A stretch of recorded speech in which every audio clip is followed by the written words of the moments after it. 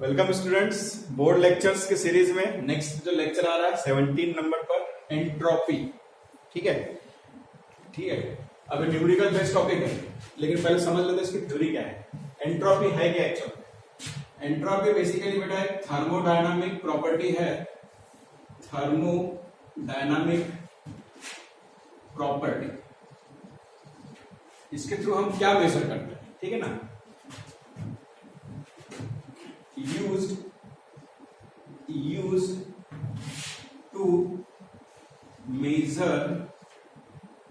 to measure disorderness या फिर दूसरा इसी के लिए वर्ड है रैंडमनेस, ठीक है ना, रैंडमनेस ऑफ अ सिस्टम। तो एंट्रोपी ऐसी प्रॉपर्टी थर्मोडायनामिक जिसके थ्रू हम क्या मेजर करते हैं, डिसऑर्डरनेस या रैंडमनेस ऑफ द सिस्टम्स। ठीक है। अब इसमें एग्जांपल देखते हैं। सिंपल एग्जांपल है बहुत। सॉलिड आपको मालूम है अरेंजमेंट जो रहता है, इसके सभी जो एटम्स है मॉलिक्यूल्स कॉम्पैक्ट अरेंज रहते हैं। लिक्विड में जो एटम्स है मॉलिक्यूल्स रहते हैं उनके बीच में पर्टिकुलर फिक्स डिस्टेंस होता है, और गैस में यहाँ पे कोई डिस्टेंस नहीं होता। यहाँ पे डिस्टेंस थोड़ा कम है, यहाँ पे ज्यादा है, यहाँ पे बहुत ज्यादा है, तो ये इरेगुलर इसमें रहता है और फ्री रहते हैं मॉलिक्यूल्स ये एटम्स। ठीक है। तो सॉलिड से लिक्विड वाली प्रोसेस जो है कन्वर्ट करना है तो फ्यूजन कहलाती है, लिक्विड से गैस में कन्वर्ट करना है तो वेपराइजेशन। ठीक है। तो इस प्रोसेस में अगर हम इस डायरेक्शन में ट्रेवल करें, जो मैंने एरो ड्रॉ किया है, इस डायरेक्शन में अगर ट्रेवल करें तो आप देखेंगे कि मॉलिक्यूल के अरेंजमेंट में रैंडमनेस यहाँ पे इंक्रीज हो रहा है। यहाँ पे बहुत सिस्टमेटिक अरेंजमेंट है, फिर थोड़ा इरेगुलर हो गया, यहाँ पे बहुत ज्यादा इरेगुलर हो गया। ठीक है। और अगर मैं इसका रिवर्स लूं और इस तरह से डायरेक्शन बनाऊं तो इस डायरेक्शन में आपका ऑर्डरनेस ये इंक्रीज हो रहा है ना। इधर सिस्टमेटिक अरेंजमेंट का पैटर्न, ठीक है, कवर होते जा रहा है। इधर सिस्टमेटिक अरेंजमेंट बिल्कुल नहीं है, यहाँ सिस्टमेटिक अरेंजमेंट है। चलो इस तरह से यहाँ पे, ठीक है। अब सेकंड पॉइंट बराबर है। तो ये जो एंट्रोपी है इसको हम डिनोट कैसे करते हैं, तो it is denoted by S, ठीक है ना, कैपिटल एस। फॉर्मूले की अगर हम बात करें तो delta S equal to summation delta S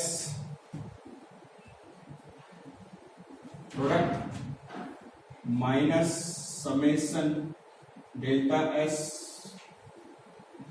reactant, एक फॉर्मूला। इसको अगर सिंप्लीफाई करना चाहो तो delta S equal to S2 minus S1। S2 मतलब एंट्रोपी फॉर प्रोडक्ट, S1 मतलब एंट्रोपी ऑफ रिएक्टेंट। ठीक है।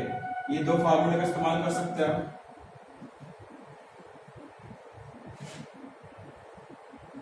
ठीक है। अब इसके अलावा अब एग्जांपल देखते हैं इसमें। ठीक है। एक एग्जांपल फिर से देखते हैं इसमें, लाइव एग्जांपल। ये तो मैंने जस्ट पेज के हिसाब से बताया था।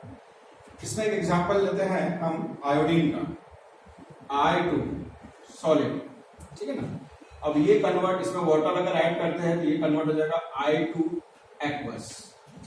तो इस पर्टिकुलर केस में अगर देखा जाए इसका जो डेल्टा एस है मतलब चेंज इन एंट्रोपी, अब पहले सॉलिड था बाद में वो लिक्विड कंडीशन में आ गया, मतलब रैंडमनेस बढ़ गया, मतलब इस पर डेल्टा एस जो भी आएगा वो कैसा रहेगा बेटा, पॉजिटिव। ठीक है ना, इस तरह से। दूसरा एग्जांपल हम लेते हैं इसमें, ठीक है। दूसरा एग्जांपल लेते हैं बेटा इसमें H2 गैस, दूसरा I2 O2 गैस। अभी दोनों गैस आपस में कनेक्ट होकर आपको क्या देंगे, H2O लिक्विड।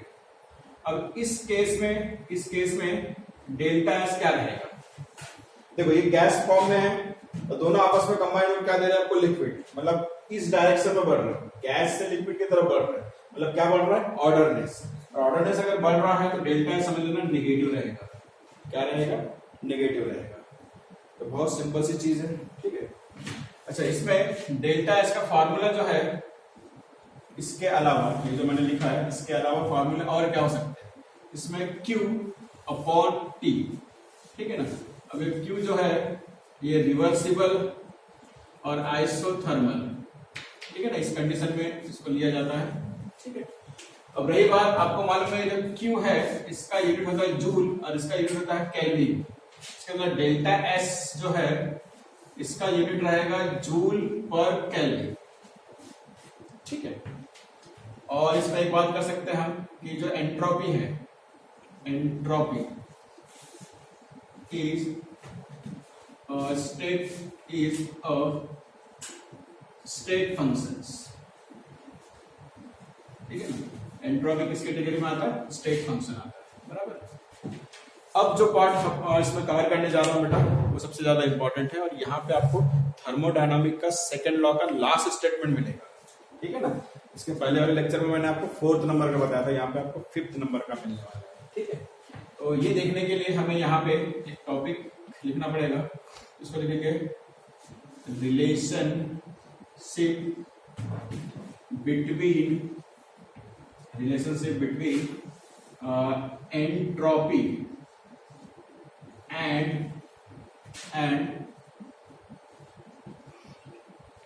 स्पॉन्टिनिटी, ठीक है ना। Relationship between entropy and spontaneity, same जैसा हमने एनर्जी में देखा था, यहाँ पे भी हमको वही देखना है, ठीक है। चलो देखते हैं क्या है बेटा। इसमें पहला एग्जांपल लेते हैं, पहला एग्जांपल, ठीक है ना। पहला एग्जांपल जो लिया है इसमें, ठीक है ना, +126, ठीक है बेटा। इसमें पहला एग्जांपल लिया है H2O2, ठीक है ना, ये लिक्विड कंडीशन में रहता है, ठीक है। इसका डीकंपोजिशन होता है, और डीकंपोजिशन अपने आप होता है, स्पॉन्टेनियस प्रोसेस है। H2O लिक्विड में और O2 गैस में, इस तरह से इसका, ठीक है ना, ठीक है। अब इसका जो डेल्टा S है, ठीक है ना, वो आपको मालूम है इधर लिक्विड में था, ये लिक्विड में है, नो चेंज, ठीक है ना। अब ये लिक्विड से इधर गैस में चले गया, मतलब एंट्रोपी कैसे रहेगी? पॉजिटिव। इसका +126 किलो, ठीक है ना, जूल पर केल्विन, इस तरह से है, ठीक है। अब आप इसमें देखिए डेल्टा एस पॉजिटिव है और रिएक्शन कैसी है बेटा? स्पॉन्टेनियस, ठीक है। दूसरा एग्जांपल लेते हैं हम, दूसरा एग्जांपल जो है उसमें H2 गैस, यहाँ पे जो एग्जांपल लिया है वो एग्जांपल फिर से लेना है। H2 gas then O2 gas, it gives H2O liquid, ठीक है ना। अब इसका जो डेल्टा S है, ये भी रिएक्शन स्पॉन्टेनियस है, इसका जो डेल्टा S है वो आता है -327 जूल पर केल्विन, -327 जूल पर केल्विन। बेटा इसमें माइनस में है, लेकिन ये प्रोसेस भी कैसी है? स्पॉन्टेनियस है। देखो फिर से वैसी सिचुएशन आ गई जैसे एनर्जी में आया था। डेल्टा एस पॉजिटिव है, स्पॉन्टेनियस है, डेल्टा एस नेगेटिव है तो भी स्पॉन्टेनियस है। मतलब हम यहां पे ऐसा लिख सकते हैं कि एंट्रोपी, ठीक है ना, और ये एंट्रोपी जो है, एंट्रोपी, ठीक है, फ्रॉम द अबो एग्जांपल्स, इसको थोड़ा सा इसको इस तरह से लिखते हैं अपन, ठीक है, फ्रॉम अबो एग्जांपल्स, ठीक है,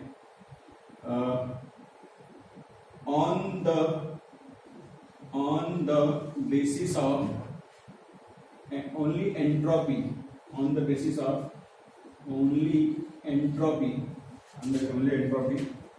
spontaneity, ठीक है ना, यहाँ पे कॉमा लगा देंगे, from above example, on the basis of only entropy, spontaneity is not decided, ठीक है ना। अब इस प्रॉब्लम को सॉल्व करने के लिए हमें सेकंड लॉ का यहाँ पे यूज करना है।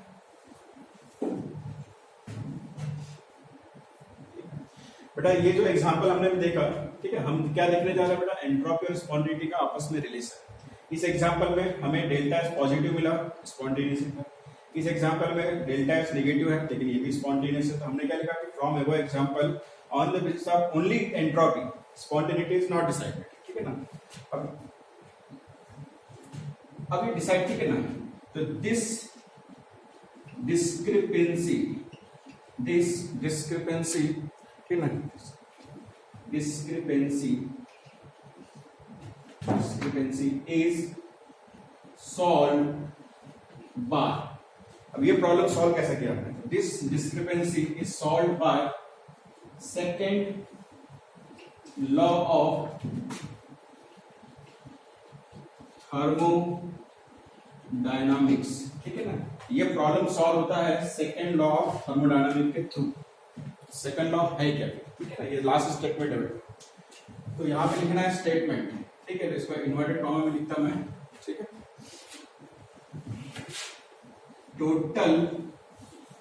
Total entropy of system and surrounding